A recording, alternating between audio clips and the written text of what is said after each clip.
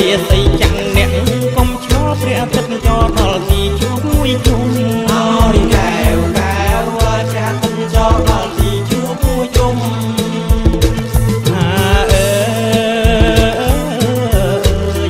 ដើមចុងរាសីចាំងជុំរៀបហូរលៀងឲ្យសមរម្យហើយកែវជុំរៀបហូរលៀងឲ្យសមរម្យតាមឆ្នាំដល់ចុងបានមួយជុំខ្មែរយើងរៀបចំចូលឆ្នាំថ្មីអូនកែវកែវខ្មែរយើងរៀបចំចូលឆ្នាំថ្មី